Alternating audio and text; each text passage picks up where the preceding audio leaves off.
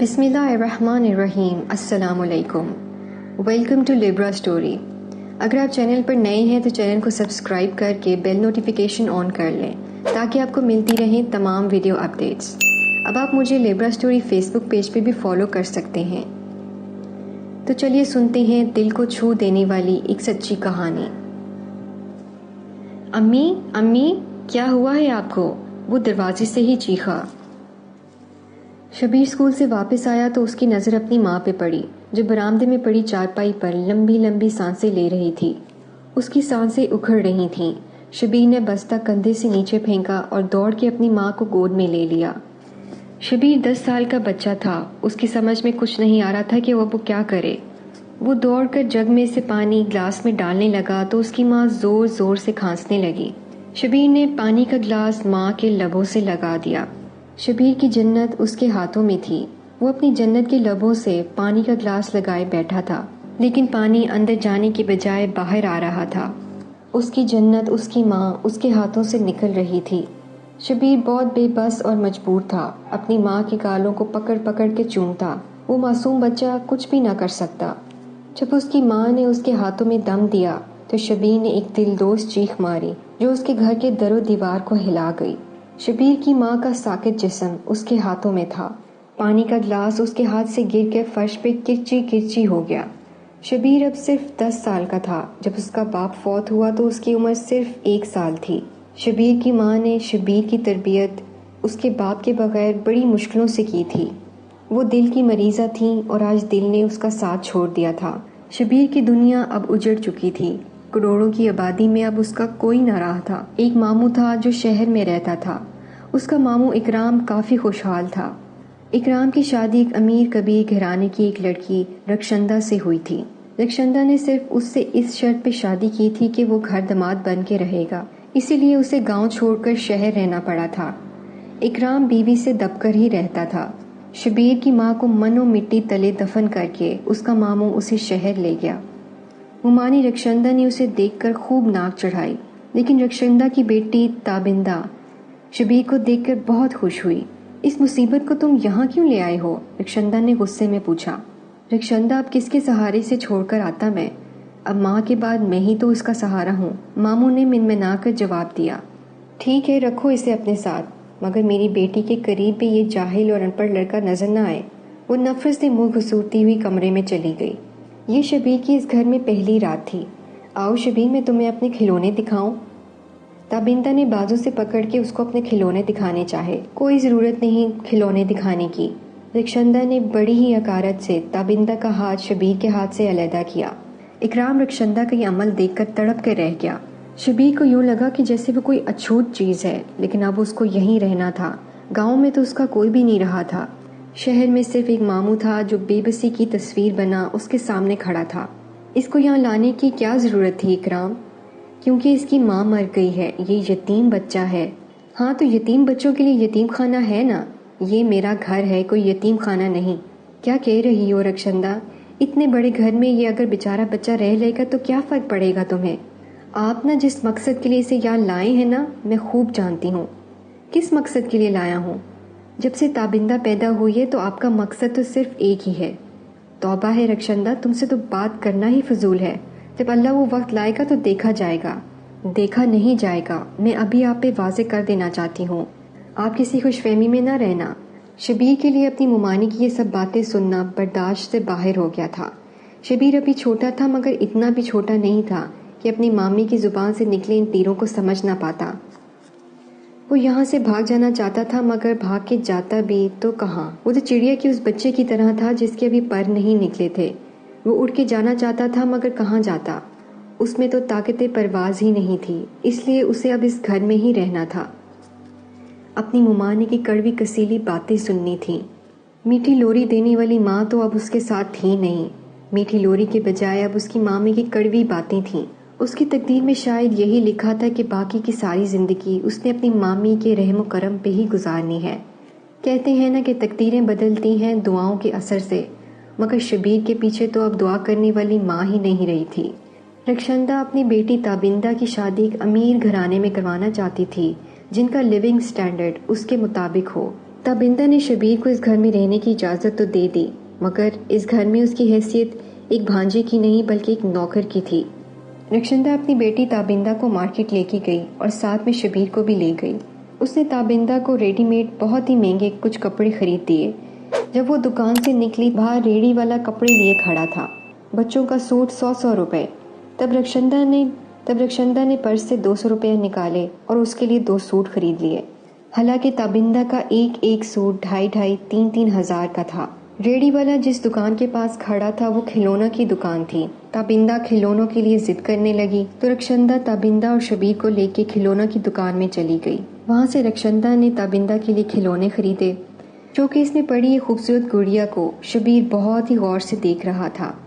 शबीर, तुम्हें ये गुड़िया पसंद है क्या?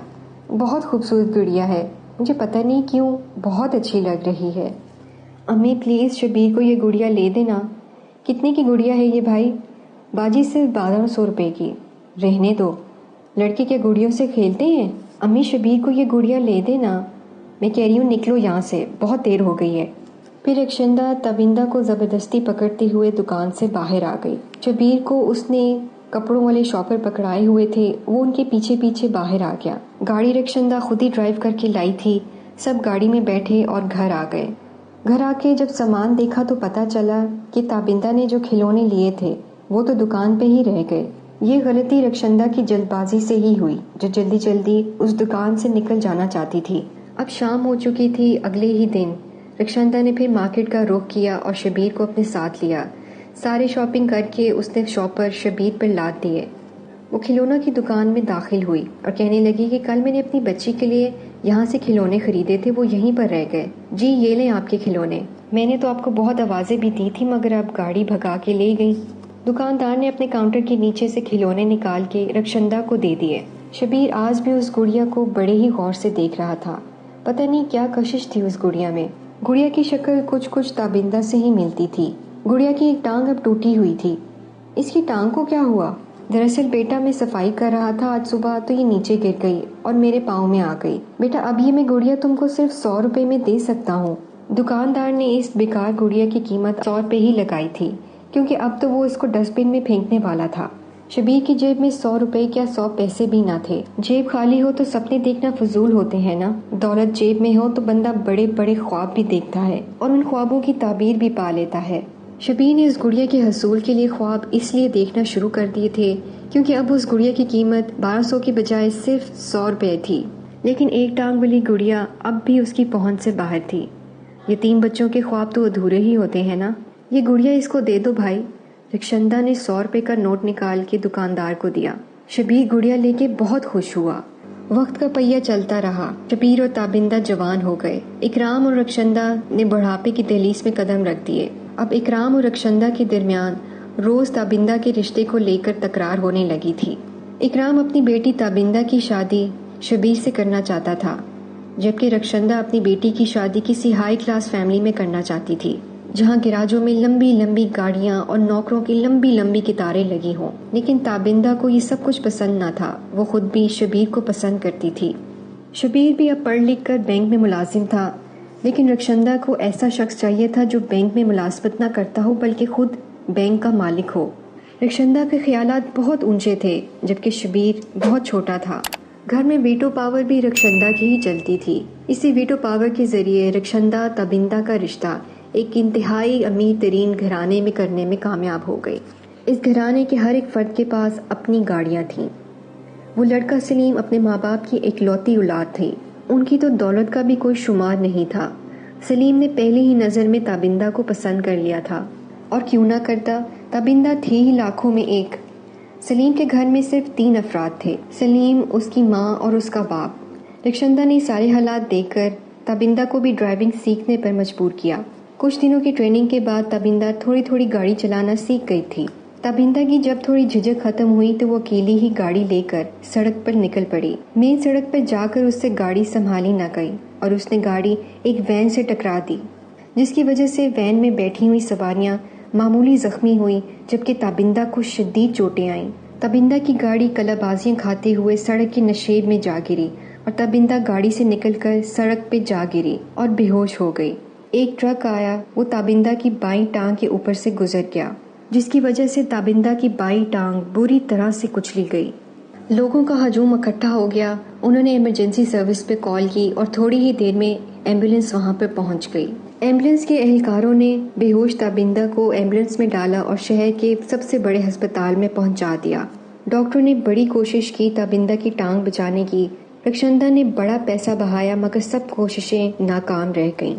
ہوتا تو وہی ہے جو خدا کو منظور ہوتا ہے۔ ڈاکٹروں کی لاکھ کوششوں کے باوجود تابندہ کی ٹانگ آخرکار کاٹنی پڑ گئی۔ 1 مہینہ ہسپتال رہنے کے بعد تابندہ ایک ٹانگ کے ساتھ واپس آ گئی۔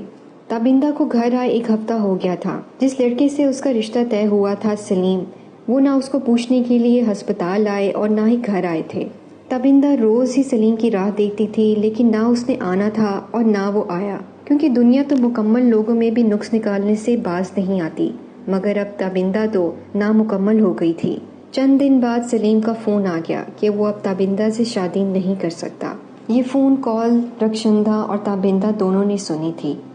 رخشندہ کے لیے فون کال نہیں بلکہ ایک گالی تھی۔ خوابوں کے محل کبھی کبھی یکدم ایسے بھی گرتے ہیں، یہ رخشندہ نے کبھی سوچا ہی نہ تھا۔ تابندہ اب ایک ملبے کا ڈھیر تھی جو ہر وقت بیڈ پر پڑی رہتی تھی۔ اس ملبے کو اٹھانے والا اب کوئی نہ تھا۔ رخشندہ اب اپنے تکبر کا انجام پا چکی تھی۔ اس کا غرور خاک میں مل گیا تھا۔ شبیر کو دھول سمجھنے والی رخشندہ اب خود ایک دھول بن گئی تھی۔ ہوا کا ہلکا سا بھی جھونکا اس دھول کو اڑانے کے لیے کافی ہوتا ہے۔ اس سے پہلے یہ دھول اڑ جاتی، شبیر ہلکی سی بوندا باندی بن کے اس دھول پہ برس پڑا۔ دھول اپنی جگہ بیٹھ گئی۔ پھولوں کی سیج پہ تابندہ دلہن بنے بیٹھی تھی۔ اس کی بیساکھیاں بھی اس کے ساتھ ہی پڑی تھیں۔